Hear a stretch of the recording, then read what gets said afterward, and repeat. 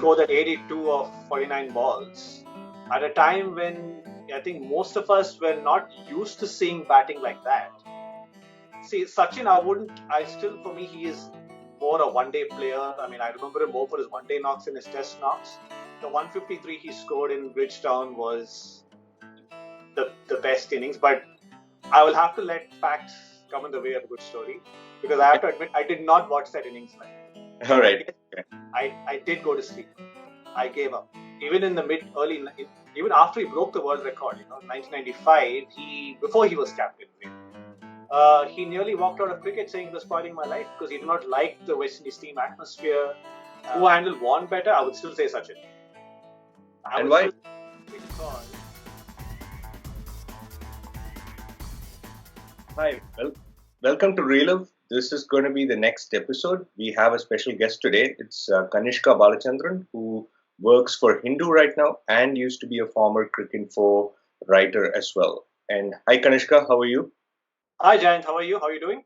I'm doing good. And can you tell a little bit about yourself, please? Yeah, sure. So my name is Kanishkaa Balachandran. So I worked for several years with ESPN Cricinfo. I guess like an ambition of mine was achieved when I started working there, and yeah, it gave me the chance to sort of live my passion about covering the game, writing about it, meeting some players, meeting a lot of players, up and coming players, and some stars as well. So I work with the Hindu right now. I work with the online team.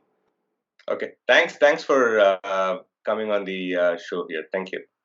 Yeah, pleasure. So we are doing the Sachin-Lara Great Rivalry series. In the pantheon of great rivalries, great sporting rivalries, where do you see Sachin and Lara's rivalry? See, I won't say this was a rivalry among the two players as such. I think this was more a rivalry which cricket fans have generated. And it's been something that fans have loved to track during the course of their careers. You see that they both started playing for their countries at roughly the same time. Although Sachin went on to play for a few more years than Lara did. But I don't think they were really trying to outdo each other. I think they were individually brilliant players who were just focused on trying to be the best they could. They were geniuses. They scored buckets of runs. And it wasn't so much of a rivalry between the two of them. I don't think they were trying to outdo each other, like I said. It's not like Wasim and Waqar, who thrived on the fact that they just wanted to get the better of the other, and all for the sake of the team. And that's why they were so fantastic to watch. But that's a different kind of rivalry, and both were healthy rivalries. Lara and Sachin, to me, is one of mutual respect and admiration. In fact, even till today, they can't stop praising each other. In fact, if you just saw recently in the Bushfire World Series and also I think the Road Safety World Series, they put videos of themselves being so happy to be playing with each other. Yeah, and even as recently as yesterday, Brian Lara on his Instagram page did a short video about why he thought Sachin's 241 at Sydney was one of the best innings he has seen and why he likes it so much. So the admiration has never stopped, and they are great friends. And you just need to look at their social media activity to see how much they like each other. So that's how I see it. It's I don't know where to rank this in terms of rivalries, to be honest, but it's fantastic following their careers side by side. Right. Okay. That's fine. Yeah. Between these two players, which of the innings had the most impact on you? Like which innings of Sachin's or Lara's had the most impact on you as a cricket watcher? Yeah. Let's just go format by format. Let's start with Sachin. One dayers for me, Sachin there are the Desert Storm innings of Sharjah. Of Sharjah 1998 is, I think, everybody's favorite. It has had an impact on a lot of people. But that definitely had a big impact on me. But I would go further back. I would go back to his first innings as an opener in one-day cricket. He scored at 82 of 49 balls at a time when I think most of us were not used to seeing batting like that. We've seen spurts of it from other players, but then the fact that Sachin was capable of doing that and why he was held back for so long, batting so low, I think opening was a no-brainer. So it was like a happy accident that he managed to open the innings that day. We all know the story about that.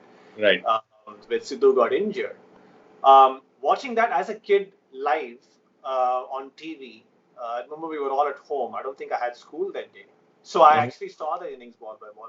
And that I think had a fantastic impact on me. Coming to Test cricket, see Sachin, for me, he is more a one-day player. I mean, I remember him more for his one-day knocks and his Test knocks. And I know he's made some big scores, like we talked about the 241 just a short while back. But I'll pick one innings that he scored on a difficult wicket, and it was not a century; it was a half century. I don't know the exact. I think he scored 60 odd, and this came in the Wankhede Stadium Test of 2004 against Australia. Unfortunately, the series was lost for India. It was a dead rubber. Right. But it was a thrilling match by all counts, which India won. For some pride. And that was a pitch where Michael Clarke took 6 for 14. Yes. And and that was his first series. So that just explains how bad that wicket was to bat on.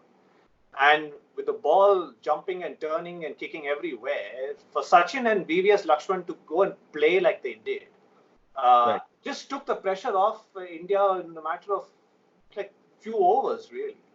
So I mean, I don't know how many people would rank that as one of the best they've seen of Sachin, but I always rate these innings against Australia, especially in difficult wickets, as I would think the thing that sticks out for me. So that innings in 2004.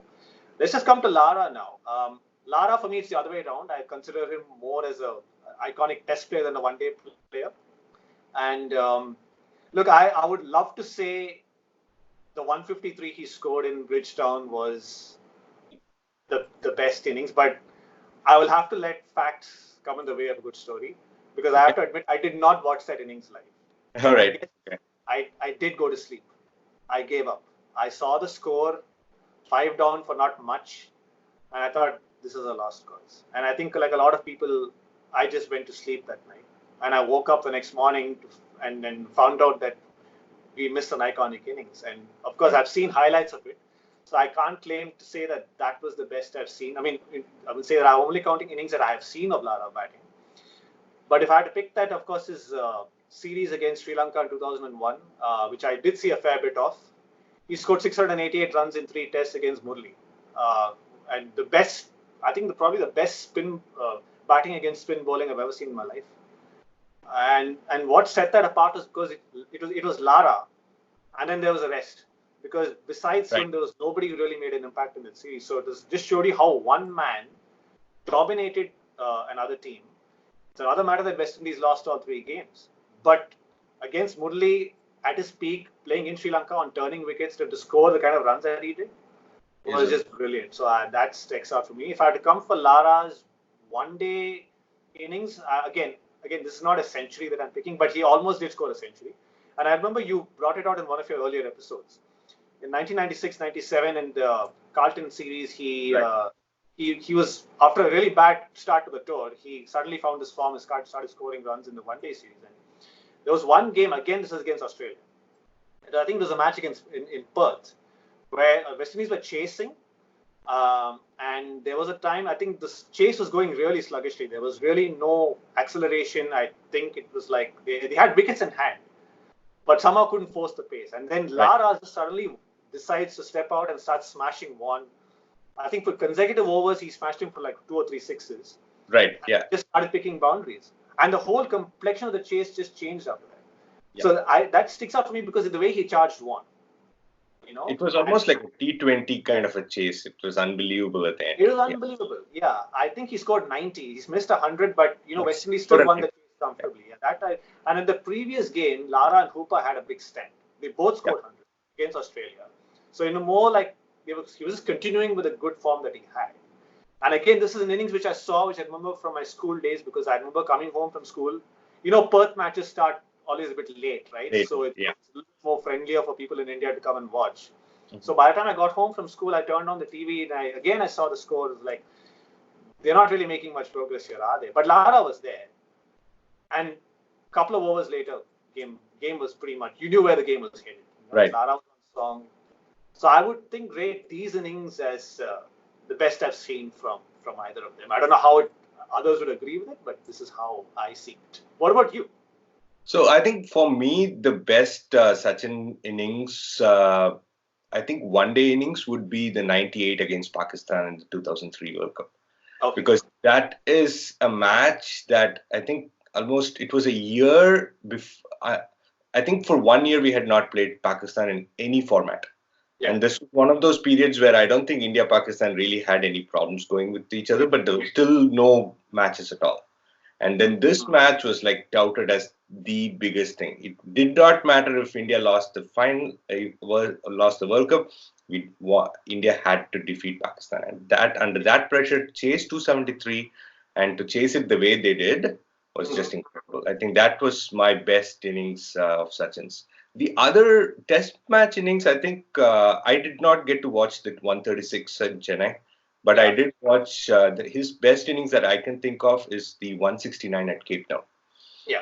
in 1997, 96, 97. That innings is just unbelievable for the kind of bowling attack that they had and pitch and situation. Yes, India lost the series badly, but still, for me, that those are the best innings. I think Lara, the 400 was a major achievement for somebody to reclaim the world record 10 years to the day is I think just true testament of what he's capable of. Okay. And I think the other inning for the one day innings, apart from the 90 that you called out there, I think my other favorite was the 111 against South Africa in the 96 World Cup. Yeah. That's a big one because I definitely did not go to school that day and I watched the match. So I used to be a big Lara fan at that point. Yeah. I think that particular day was the same day as the other quarterfinal in Chennai. The Right. Australia-New Zealand game. Yeah. So, New Zealand game. yeah, so I did not see it, but I heard about it. Yeah, and the way Lara just cleared the infield, just took charge. That's winning against spin. Lara is just amazing. Yeah. So yeah, that's also fantastic now. And I remember he hit like 2 or 3 boundaries against Pat Simcox at the exact same point with Jonty Rhodes fielding at point. He was playing late cuts, even with Jonty Rhodes in point and the other great fielders of South Africa out there. It was just unbelievable how he was able to do that. Yeah. So Lara did have his downtime, right? I mean, like between like 96, 97 through probably 2002, Lara his form was really on and off, except for the great Australian series of 99 and the great 2001 series against Sri Lanka. He really did not play well. And very not. What do you think is kind of the root cause of all of that? What do you think was happening in his career at that point? See, that era that you talk about also coincides with his time as captain. I mean, he had like about, I think, 3 stints as captain throughout. But, that mid to late 90s period was when I think Lara was handed the captaincy. And although I believe he started fairly well, but, at the same time, West Indies were just not performing well overseas, almost to the point that they forgot how to win overseas. So balancing that with this responsibility and trying to get the best out of players, I think it affected Lara quite a bit. But Lara's a very thinking cricketer. I think he's a kind of I think he's a player who his mindset really dictates how he plays, how he is at that time, and that dictates how many runs he scores on the field, what kind of impact he makes. So yeah, he probably did introspect a lot, and I think that made him a bit more vulnerable. So if you see that in that period, he was very, very vulnerable against Glenn McGrath in Australia. Right. The same series that I talked about where he scored those hundreds in those one-day matches. In the tests before that, he had a pretty torrid time, if I remember.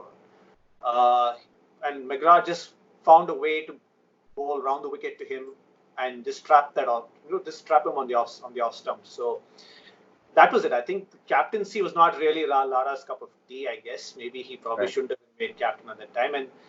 And that's probably the reason why he wasn't able to score as many runs as he did. But yes, there were some brilliant innings in between, but not as consistent as you said. So I think it's just more about a mindset. And also, you see, Lara did have his episodes of mental health where he was not at his best. And there were times when, even in the even after he broke the world record, in 1995, before he was captain, really, He nearly walked out of cricket saying it was spoiling my life because he did not like the West Indies team atmosphere, the way things had changed. He didn't agree with a lot of things, and and being a very temperamental, moody cricketer, I think that's the reason why he couldn't score. But Right. also, he had another episode of where he was feeling mentally down in the late 90s, where he took a second break from the game, a shorter break, Right. and he came back. I think this was after all those runs against Australia in 1999, with the 153. So again, he went through a phase where he was a lot of self-doubt. So yes, I think the mind does play a huge part in the way in how Lara has been as a batsman on the field and also as a captain. That's the way I see it. And do you think the fact that, and Sachin also had his, captaincy struggles. In fact, his Yeah. own personal form during being a captain, even though if you compare with the other captains, it may not seem to be bad, but from where his actual baseline is, it Mm. has records don't stack up. What is it about the batting geniuses that they are, or is it more circumstantial, or is it the fact that they are batting geniuses and the fact that they expected a lot more from kind of mere mortals, I would say. It's a bit of both, actually. If I look at it for Sachin, I think Sachin, the other thing about why I think maybe captaincy was not his cup of tea also is because, much like Lara, he would take things inward, very introspective. And by reading multiple accounts of Indian cricket back in the day, he was the sort of player who took defeats personally. Even if he performed well, if the team did not perform well, he would take it personally. And this happened in the Bridgetown Test where India fell for 81 chasing 120. Now that was one of Sachin's worst periods as captain, as Right. other people said. So yes, taking defeats personally was one thing. I think he was not really able to channel that completely and then focus on forget this game, go to the next game. That was probably one thing about Sachin. Circumstantial, yeah. If you look at, see, Virat Kohli is a batting genius right now, but India was winning a lot of test matches at least at home under him. And because Virat has a kind of fast bowlers who can win him test matches regularly at Right. home. Yes, we let's not talk about the away record, the away record yet, but then at least he's got the best bowling attack that India's ever had in a while. I think Sachin only had like say okay fine, Kumble in India, overseas Srinath, but again the support cast was not as strong as what we have today.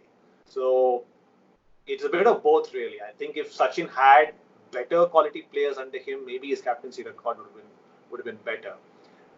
As far as Lara is concerned, yes, I think as a batting genius, you would have expected a lot more out of the others. Chandapal comes close. Right. Hooper was in and out. You could never Hmm. tell whether he was going to be in or not. And I think, with the retirement of Courtney Ambrose and Courtney Walsh, and the support cast was also not up to the mark. So I think Lara did have quite a big burden on his hands. So it is a bit of both, really, for me. It's what I feel about it. Yeah. What's your take on that? I mean, I think I agree. For me, I think Tendulkar's uh, biggest problems with captaincy was the fact that I think at that point, especially in the first stint, maybe less so in the second stint. The first stint, I think he expected a lot more out of the team than Yeah. what the team was capable of.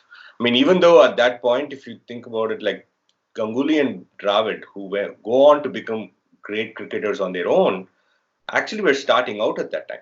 Yeah. So in effect, he could have really, if he really had the kind of team building capability, I think he could have definitely nurtured them and Mm-hmm. formed a much bigger team. Because only a few years later, Mm-hmm. Murali started putting together a team that eventually went on to become one of the best teams India ever had. It's Yeah. not too far away. It's only a few years away. In fact, Sachin's second stint actually was right before Ganguly's stint started. Yeah. So I feel like it was more of expectations. I feel like he had very, very lofty expectations. And also, I feel like the whole match fixing problem, which flared up at that time, played a big role as well in this whole Sachin's captaincy saga, essentially. Yeah. Okay. Yeah, that's true. Just bad timing, I guess. Bad timing. Yeah. It's kind of a circumstantial thing there. So let's move on to another point. You touched upon the fact that Lara was one of the best spin players, or at least in the 2001 series. Yeah. Warne and Murali on one side are like real peers to Sachin and Lara. Who Yeah. do you think handled, let's say, Warne better? Who handled Warne better? I would still say Sachin. And why? Because I think Sachin, because and I would look at it in terms of the way he prepared for it. Because, before the 1998 series, Sachin knew that Warne was going to exploit that rough outside the leg stump. So he figured out the best way to go was to just go all out and slog. And he did it in a very, very controlled and, not like swinging the bat in a wild way kind of way. Right. And the way he prepared for it. And I'd also say because Sachin was the one who faced Warne first in this Warne's first series back in 1991, and he was comfortable against him even then, because we never knew the impact Warne was going to make by looking at that. Yeah, so I still feel that I think Sachin was the one I think who gave. I think Warne has admitted this several times that I think he's got nightmares of Sachin hitting him. So that shows the impact that Sachin had. Lara was a little bit more blow hot, blow cold, I guess, at times because you never knew what to expect out of him. But Sachin, you knew that consistently he was going to come at you. Right. He was going to come at you. So that's why I would I would say Sachin handled Warne better. What about Murali? Murali, Lara. Lara, yeah. I would say Lara. Just the way he dominated, and if I just reading up about that 2001 series, Lara just figured out how to read the ball just as it leaves the hand. He knew what Murali was going to do. He knew where it was going to pitch. Just used all his visualization techniques that he had practiced, and that's how he succeeded. So I guess it's all about the preparation. Yeah. Right. On the flip side, yes, Lara did dominate Murali in that series, but Sachin throughout his career he played against Murali a lot. Don't you think he had, like, if you look at the record of Murali's against India and more so how many times he got Sachin out, it's not a lot of times. Like, Sachin was able to kind of tame Murali to an extent. Wouldn't you say that? He has a lot of centuries. Yeah, he has been. I think Sachin's record also speaks for itself, in terms of the volume of runs that he has scored. It outnumbers Lara. So, I think Sachin has done well to sort of negate Murali. But just that the sheer domination of that Lara had over Murali in that one series, I think it defines, because he scored a lot of runs off him also. It's not just about just negating him. Right. I think that to me, at least that to me stands out as why I feel that Lara has dealt with Murali better than Sachin has, for sure. And what about Glenn McGrath? Glenn McGrath, well, I feel that I think Lara has not been as successful against Glenn McGrath as you would have liked. So I think Sachin has dealt with it better, definitely. And I'll always go back to that one series like I told you about just a short while ago. In Australia, McGrath really had his number over Lara. It just became like a weakness that other bowlers also looked to exploit. I think bowling around the wicket with that awkward angle just outside off stump and, with the slips in play. That's McGrath's bread and butter, really, delivery that he would persist with all the time. So, what about the South African attack? I think that's one area where both Lara and Sachin have, I think, very sort of similar standing. There are few really good innings. What do you think about that? Like against the Donald Pollock at one point, and then or else Sean Pollock and Mackay and Tini on the other side of the 2000s. Lara had one really good tour of South Africa, didn't he? This is not. I think this was in the 2003 or 4. Yeah. Where I think he one innings where he scored a double hundred. I think he hit some 30 runs of an over or something like that. At that series, yes, he did get on top of South African bowlers a lot. He wasn't very successful against them in the late 90s. I think, and that was a series where he was captain and there was all sorts of trouble and West Indies had lost all 5 games. And there was also that payment dispute before that tour started that kind of put a saw note to the entire tour. So I will remember his second tour of South Africa with much more. I think he dominated the attack a lot more then. Yes, he was like Lara back at his best. I would say Lara had the edge over them. Sachin, yes, I think that 169 innings was one of complete true domination against the South Africans. Right. So still remember, I think Lara was probably the more aggressive too, because he had more runs against South Africa. That's the way I see it. World Cups, Sachin and Lara in World Cups, who's your pick? Sachin-Lara and World Cups, I would still go for Sachin because Right. he had two World Cups where he really dominated, the 1996 one and 2003. Right. So Lara had his moments because I think West Indies, well, they didn't do well in 1992. They came to the semi-finals in 96. 99 they bowed out. 2003 also they didn't could make it beyond that. So yeah, Sachin definitely for me. Thanks, Kanishka, for your time. Appreciate it, and thank Sure. you. Thanks for watching. In the next episode, we will be talking about Lara's goodbye to the game and the end of a great rivalry.